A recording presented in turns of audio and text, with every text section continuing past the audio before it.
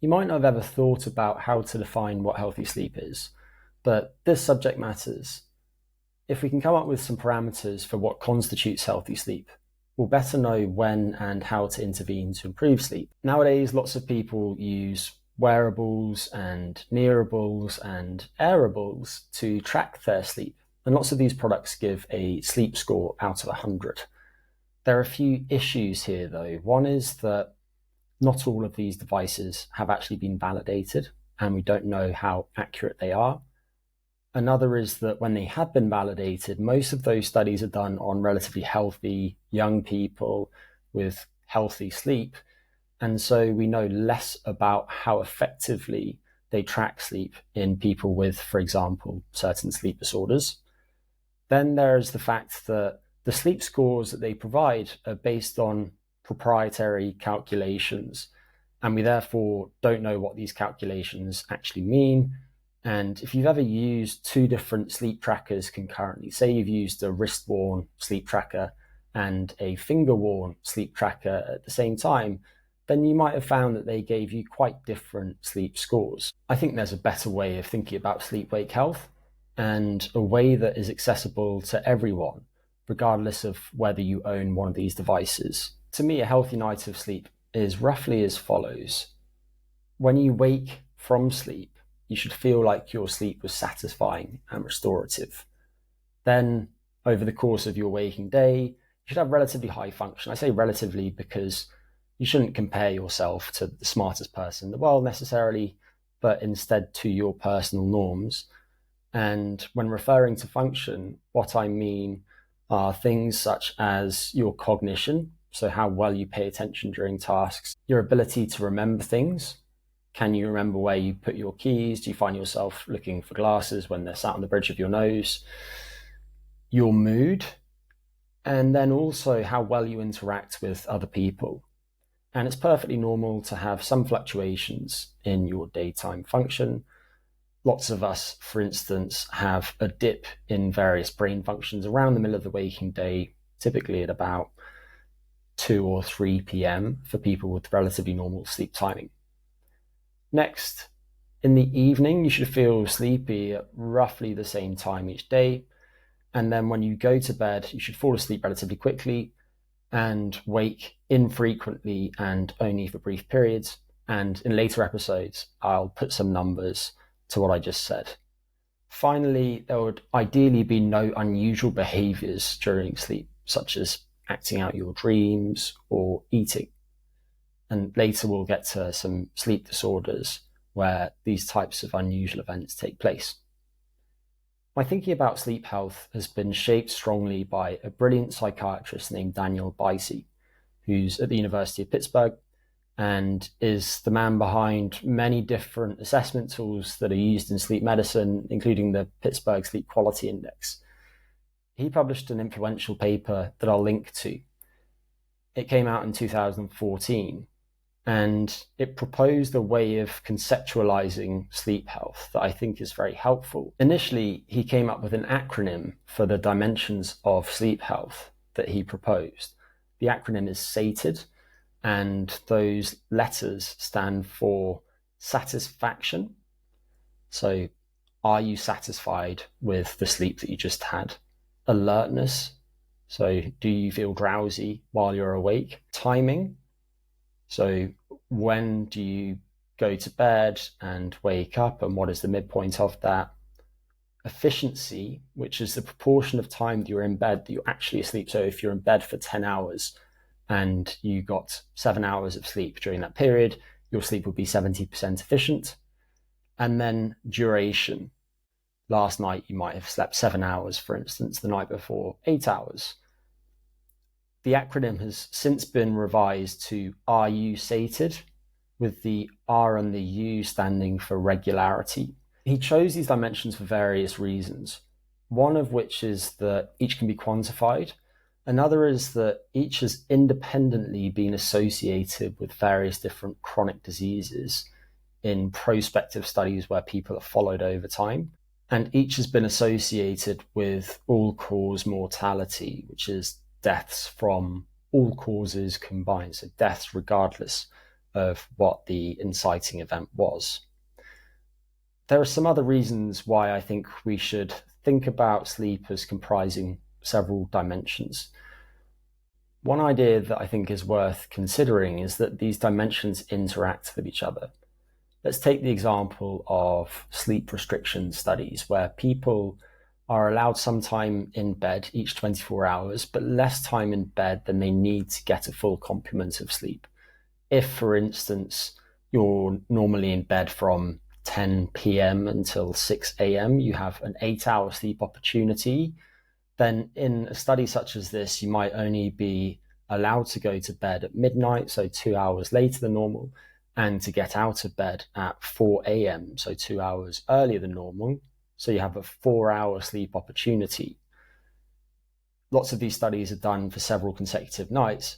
And when we look at these types of studies, because they enforce very strict bedtimes, while they might be impairing one dimension of sleep health, sleep duration, they might actually be concurrently improving several others, including the regularity of sleep and sleep efficiency too. Another point that's worth making is that many of us have multiple issues with our sleep. And for a lot of people, those issues are below the thresholds that are used to diagnose sleep disorders. Examples of these types of sub-threshold sleep problems include lifestyle-driven insufficient sleep. So maybe, for instance, you need 8 hours in bed to get enough sleep, but because you're working hard and you're finishing work late and you wake to an alarm in the morning, you're only currently getting 7 hours in bed. So you have lifestyle-driven insufficient sleep, which over time is going to catch up with you in some ways. But maybe alongside that, you also snore. And the snoring isn't so severe that it would meet the threshold for something such as sleep apnea. But that's not to say that it won't affect your biology in many ways. There are also some frank sleep disorders, each with specific diagnostic criteria. We'll get into these another time, but there are 7 broad categories of these. One is possibly the most common, which is insomnia, and there are some subtypes of insomnia. Another category is the sleep-related breathing disorders, and among these are primary snoring and also various forms of sleep apnea. The most common form of sleep apnea is due to obstruction of the upper airway.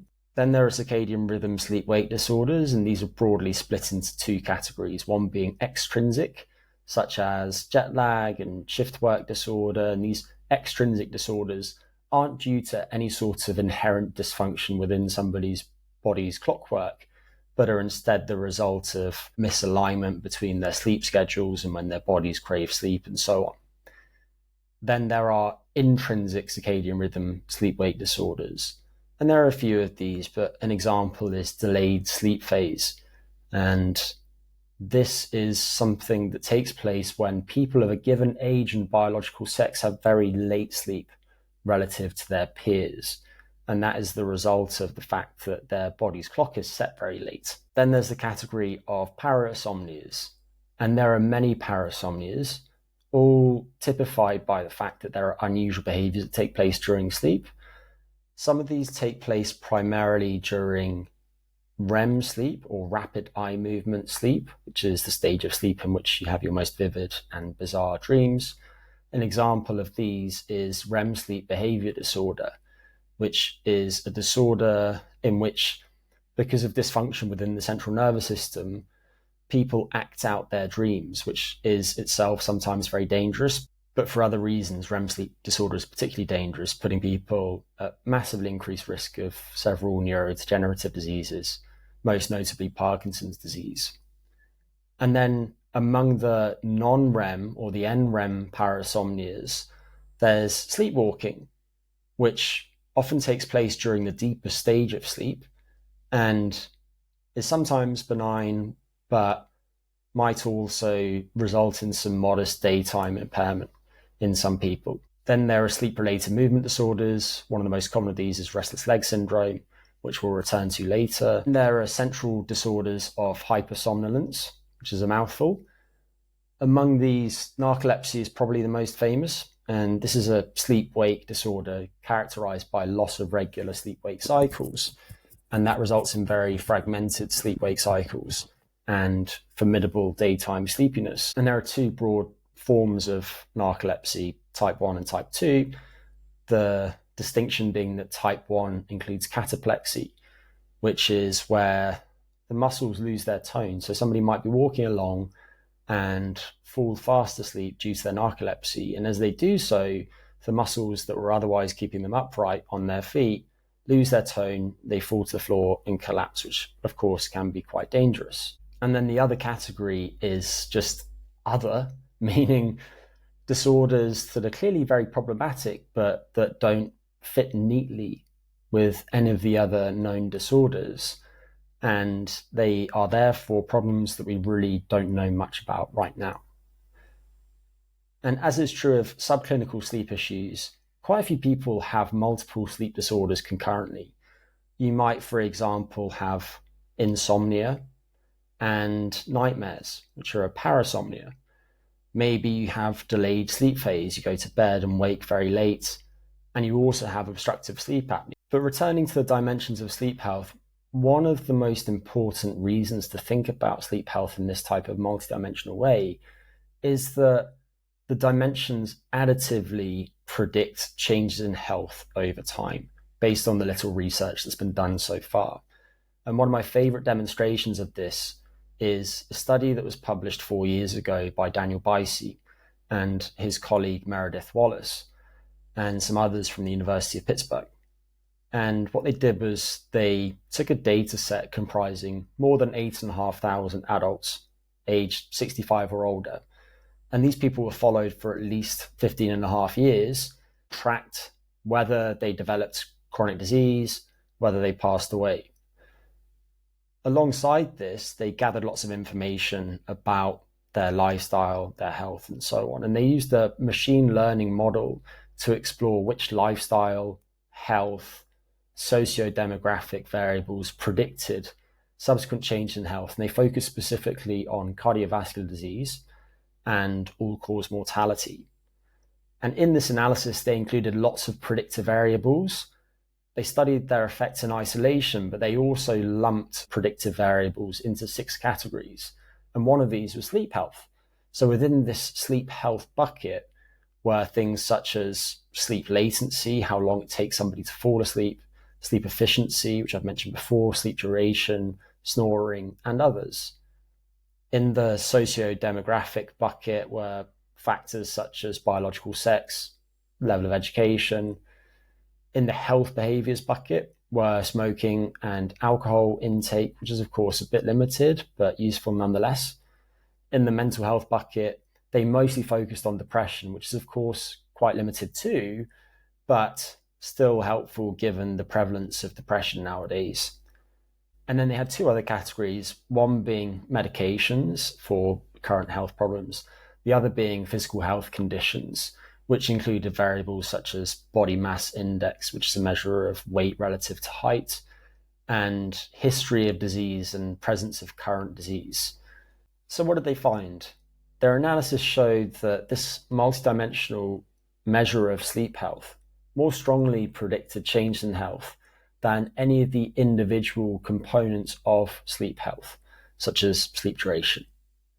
They also found that sleep health was the 6th strongest predictor of risk of death in years to come, putting it ahead of things such as health behaviors, but behind other categories such as medications.